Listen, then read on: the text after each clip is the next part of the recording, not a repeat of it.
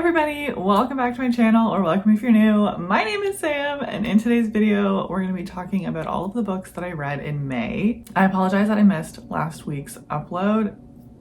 It's been a little crazy and hasn't been feeling the greatest, so getting back to it, we're getting back on my schedule. And even though we are very much into June, I still wanted to share all of the books that I read in May with you. In May, I had a bit of a mixed bag in terms of ratings. There's definitely a solid week that I was having just the time of my life reading some of these books, and I ended up reading 13 books in the month of May, so I think that's pretty good. So without further ado, let's just jump right in and talk about all of the books that I read this month. Starting out the month, Emily and I went back to our roots and read actually 2 trauma reads back to back, because each of these were only like, I think 8 pages, maybe less. And I had seen a review for one of them on somebody's Instagram page saying that it was just like a silly fun time. Now the author's name is also not listed on here, so I don't entirely remember who wrote them. But the first one is Taken by Canada. So essentially this one follows a guy who crosses over the border to Canada and gets busy with the land, the country itself. It was just really ridiculous, and all of the very Canadian stereotypes was used in just... The humor was just getting me. It was just exactly what I needed. I just needed something ridiculous and short to not necessarily stab me out of a reading funk or anything, but just jumpstart the month with just something silly. So that was actually the second book in this little series. So then immediately after, I read Taken by the Lightning Bolt, where again, this guy was getting busy with, I think, like a weather vane or something during a lightning storm. Just completely ridiculous, very much just like erotica, but 8 pages. I ended up rating both of these little stories 4 stars because I just had a great time. I definitely liked the Lightning Bolt story less than the Taken by Canada one, but the references just got me. I thought it was just so much fun and so hilarious. The next book that I read was Fearless by Lauren Roberts. This is book 3 in the Powerless series. This is the last like full-length novel, I think. I know that she did just announce the next like novella, and I was really excited to get to this book. I saw a lot of people were really loving it. I bought it like right after release. I enjoyed the first book quite a bit, and I enjoyed the second book even more, and unfortunately this was a 2.5 stars for me. I can't really get into a lot of the reasoning why I dislike this book so much without going into spoilers, but I found that this one was very slow and extremely repetitive, and there was also not much plot, or there was a plot but it wasn't really going anywhere.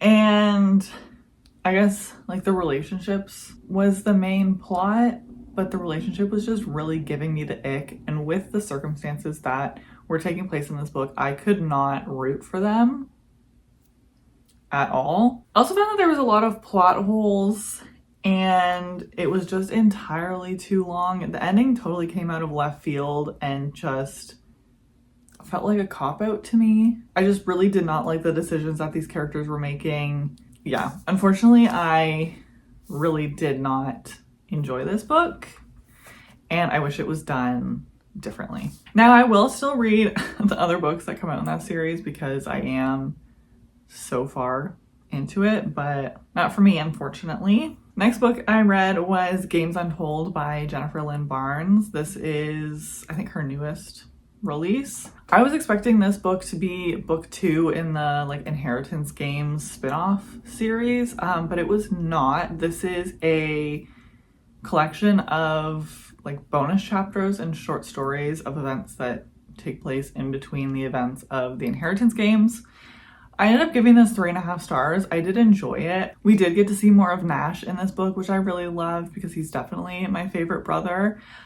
I do feel like, at least for me, it was hard to determine where each of the stories took place in the rest of the series because I'm not a diehard fan of the Inheritance games, and it has been a little while since I've read them.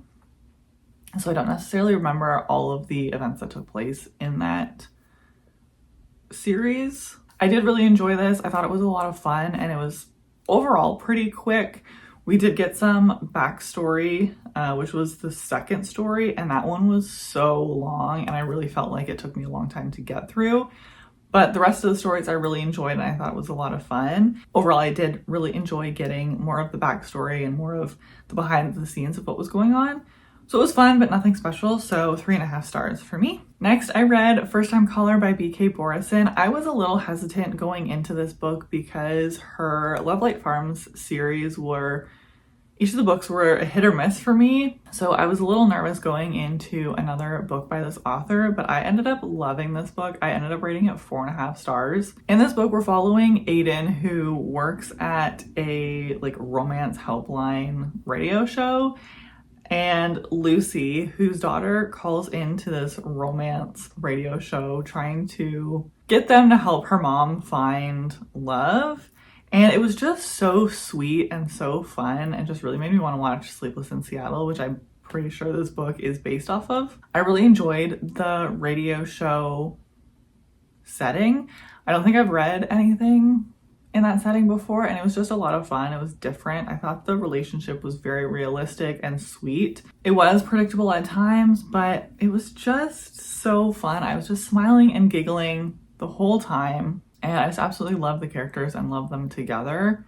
I do feel like the conflict was a bit strange and didn't fit with the plot, but once we got the explanation, it helped make a lot more sense. Yeah, overall, really enjoyed this one. I had a great time. Next, I listened to Passion Project by Lennon Sperry, and like I said, I did this as an audiobook, and I ended up rating this 5 stars. I thought the narrator did a great job, and I just really related to a lot of the things that were talked about in this book. It was very realistic in terms of mental health. In this book, we're following Bennett, who is working through trauma and just really finding that she is unhappy in New York, where she gets set up to go on a date with Henry. They kind of just continually run into each other and agree to work on this passion project together to try to find something that Bennett really loves, to just try to find herself again.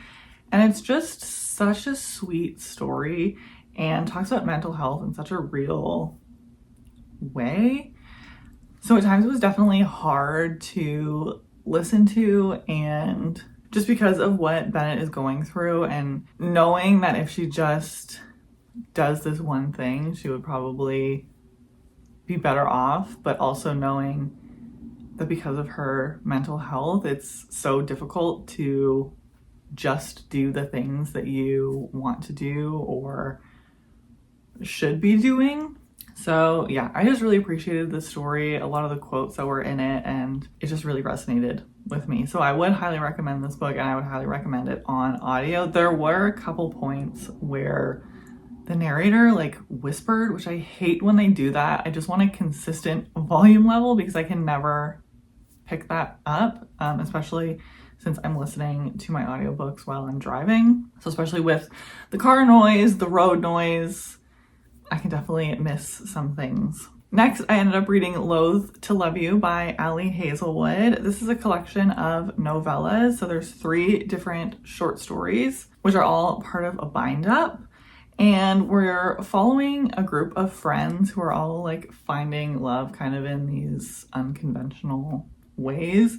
And I ended up rating this 4 stars. I thought these were all a lot of fun. The first story was definitely my favorite, and my enjoyment decreased each story. But these are just very much classic romance plots, pretty cheesy, riddled with miscommunication, but I just had a lot of fun reading them. I really enjoyed these. I think they were just short and quick and just back to romance roots. I just thought they were a lot of fun. And the bonus epilogue at the end of this was so much fun, so we got to see a little bit of all of the couples together. It was just so much fun and just so cute. I had a great time reading this one and would highly recommend. They're definitely not the most revolutionary, intricate stories. They're very OG book talk relationships and romance stories, but I had a lot of fun with them and I'm really glad that I finally picked them up. Next, I ended up reading Sunrise on the Reaping by Suzanne Collins, and I ended up rating this 4 stars. I absolutely loved The Hunger Games growing up and just like remember reading them. I'm pretty sure it was these books that I remember people in my class talking about, because we had to do like book reports, like book presentations on different books, and one of the groups did a presentation on The Hunger Games, and I remember coming home and telling my mom that I really wanted to read these books. These kids in my class made it sound so cool, and my mom was like, do you know what these books are about? I'm like, yeah, I watched a presentation. They sound like they're really good books. And they are just so gory and dark for like a 12-year-old. But everyone was reading them. It was like such a pivotal time, I feel like, in all of our lives, if you're roughly around the same age that I am. Yeah, so I was really excited when this book was announced. I was a little bit hesitant because I didn't love The Ballad of Songbirds and Snakes. But knowing that we were going to get Hamish's story, I was really excited to learn more about what happened to him. And also based on everyone's reviews that I was seeing and how emotionally impacted they were, I was really excited to get to this one and read it. Although once I read it, it just didn't hit me the same way. And I don't know if that's because I was expecting a certain thing to happen based on people's reactions. Now, this story is definitely dark and it's definitely gory and it's definitely very emotionally heavy, but just based on what I was seeing people talk about this book and how they were reacting to it, I was expecting something more or something worse to happen. I kind of expected everything that was coming, so it just didn't hit me the way that it hit a lot of other people, unfortunately. So I do think that it was a good book, but I just think that I went in with the wrong expectations, or maybe too high expectations, and I do feel like that has been happening to me a lot, especially in June already. So I'm really hoping that I can get some books that I haven't heard a lot about or stay away from people's reviews. Next, Emily and I did another buddy read and we read Losers by Harley LaRue. I ended up rating this 4 stars. I thought this was pretty good. I really enjoyed reading this one. This is very dark, very spicy. It's like a bully romance. I really wanted to get more of Jess's backstory and her personal life. I feel like some things were mentioned, but they weren't necessarily like dove into. I wanted like a bit more. To be fair, this is the first book in a duology, so I feel like we're gonna get a lot more come book 2. But I just really love the found family of these characters, and there are some chapters that we get from when they were in high school and they were especially mean to each other.